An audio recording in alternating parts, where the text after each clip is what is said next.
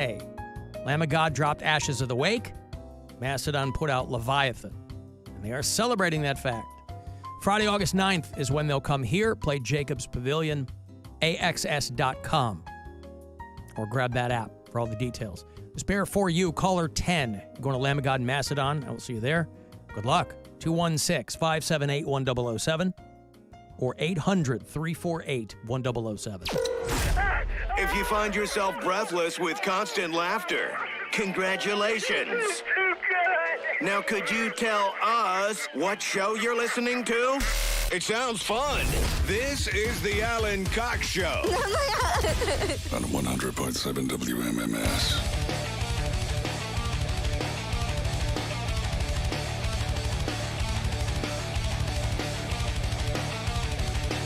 I'm playing some remixed Lamb of God this Saturday night on 2 hours to midnight. There's a great band called Health who are great in their own right, but they like remixing their favorite bands. And so throwing out some Lamb of God on Saturday night. I will have those tickets for you all the remainder of this week, however, if you're trying to get to that show. I will have your Buzzard bike key before 4 o'clock. Hopefully it'll fire up that brand new Harley we're giving away. MMS and Budweiser handing out the Buzzard bike. There's a couple of appearances still with Dieter, if you want to go out and hang with him and maybe get a key that way. And then I will have tickets for you to join us on this year's Alan Cox Show cruise, Captain Fun's Floating Fandango. We're going out changing boats, going out in the Good Time 3, which is a much bigger vessel. Speaking of much bigger vessels, Dr. Ryan Berglund will be here in a Hey-o! A couple of weeks. So, yeah, tickets and all that kind of stuff. As of this morning, there were 69 tickets left for sale for the cruise. Once those go away, you'll be left with nothing but to win them. So if you think that you're lucky, if you think, as our own Mary Santora does, not to put words in her mouth, but if you think that fate is on your side and that you are meant to join us on the cruise, then I would say take your chances. Mm-hmm. You would recommend people do that. It's meant to be. It's meant to be. Meant to be. There you go. So anyway, while those tickets remain for sale, they're only $20 a pop. You can go to WMMS.com. Attitude's going to spin. The whole thing is brought to you by Circle K. So we're going to have a lot of fun stuff from them. We're going to have food, and we're going to have drinks, and we're going to have a good time on the lake. If you have never joined us before, I certainly hope you can see your way to it this year. Hey, you going to try out for the Charge? I saw that they're doing they're doing the open tryouts. Yeah, probably not. No? No, I'm not. Well, you're good, though. You pop a shot, right? I'm good at pop a shot. That's one element of this. That's with a small basketball on a 6-foot hoop. Like, it's not really the same. Like, I see. It's not regulation, is what you're saying. Yeah, I'm not. I don't think I have what it takes to make it on an NBA G League team. I don't know what it takes to make it in the G League. I don't know. 42 years old, which would be the oldest player by a couple. You're of years. how old? 42. Man, Mary, I thought he was like 27. No, 42. Did not. Jesus. Well, he looks good for his age. What do you want from me? I mean, how is, people go, oh, you look good for what? I go, I don't know what you're supposed to look like at any age. Because nobody goes, oh, you look good for 24. Like, nobody knows what you're supposed to look like at any age. You know what's bad for 24 looks like, though? Well, yeah, but like girls that went way hard on the tanning and on the Botox and all that, yeah. But that to me is kind of like that's a development over maybe the last decade or so. I think it's 40 is probably the demarcation line where you look under 40, you look bad for your age. You can't really look good for 33. No, but 40 is still terrible for 43. 40 is still pretty young, though. So you like think it should be 50? Well, I don't know. That's what I'm saying. I have think it's no 40. idea what. Okay. And then anything over 40 is like, oh, you look great for 45. You look great for 60. Right. But under 40, no one's saying you look great for 38. Like, for instance, a friend of mine sends me a photo of Jimmy Page and his girlfriend. Okay? Jimmy Page from Led Zeppelin, of course. He's 79 years old. His girlfriend is 34. and they're going to have a kid this year. Now, there's simply no way to know what that age gap is. But Jimmy Page looks all of 79. But this girl does not look like she's 34. Unless it's been some really bad photos or something. But 34 is doing her no favors. Here is, on the live stream I'll show you, here is Jimmy Page and his girlfriend, Sabine Sabet or something like that. Scarlett Sabet. She said she felt a sense of shame when their romance went public. I bet you did. It looked like somebody photoshopped her eyes on upside down on the photo. So at the very least, she's a striking looking woman, but definitely looks older than 34. She's a poet, which is how you're going to get Jimmy Page, right? He's really rich. You couldn't be more accomplished in the world of rock and roll than Jimmy Page. But they're going to have a kid. What better way to make sure you're set for life than to let Jimmy Page leave it in? So I don't know what looks good for what. She's 35. And, he's... I think she just needs help with her eyeliner. You think that's what it is? It's a little strong. Okay. Well, anyway, I only ask about the charge tryouts because they are local open tryouts. And you might think that you've got what it takes. And you might. Has anybody ever walked off the street and done one of these and had anything happen to them? Mark Wahlberg. Mark Wahlberg. Remember when he played for the Cavs? No, not for the Cavs, but he made it to the Eagles. Football. Yeah.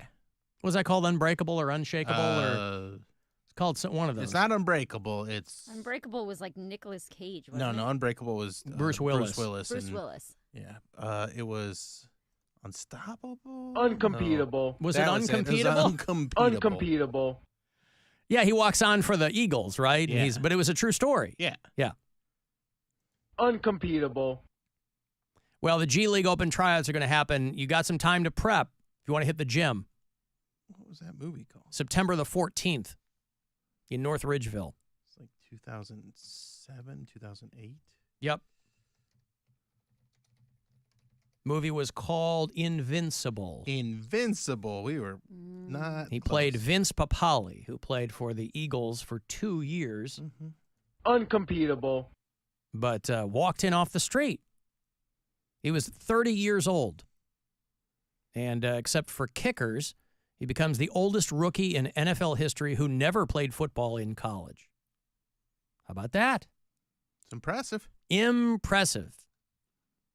So what do they do after 2 years? They go, it was a fun little thing, but you're done. Yeah, you cut him. Cut. It was a nice... Invincible, you're cut. Yes. Invincible, you're cut. Well, he had played in the World Football League before the Eagles, so it wasn't like he had no experience at all. He just didn't play in college. He lettered in football, basketball, track, and field in high school. So, solid athlete. Solid athlete, absolutely. Played in the World Football League, and he had Mark Wahlberg play him in that movie. But a local Philly guy. And if you're a local Cleveland guy, those tryouts might be for you. You know, because they have coaches there. They have people there to evaluate you. And it's probably a situation where you're not going to go in and want to embarrass yourself, so they're going to get some people who know how to do some things. So look into that. I'll mention this. You won't have to compete against me and Bill. That's a huge plus. If we were there, we can't make it. If we could, watch out. But we can't make it. Other things going on. Yeah, we're too busy. That's too the busy. reason. Too busy. That's the reason. I got money. It's $1,000 as promised from the Buzzard bookie. I hope you win. Good luck. This is your chance to bet with the Buzzard bookie and win $1,000 now. Enter this nationwide keyword at WMMS.com. Green. That's green. Enter it now at WMMS.com. Hey, Alan. I was catching up on the podcast and listening from Friday, and you were talking about what Gavin Rossdale sounded like when he was 5. And your impression, all I could think of was the guy from Wayne's World 2 when he's talking about a little sweet shop around the corner and having to beat them to death with their own shoes. So, yeah, kind of made me giggle. Love you, bye. What is happening? Made him giggle. Yeah. Well, I don't remember him doing Gavin Rossdale as a boy, but I'll take your word for it. You remember that character, though? Ralph Brown, I remember, was the actor.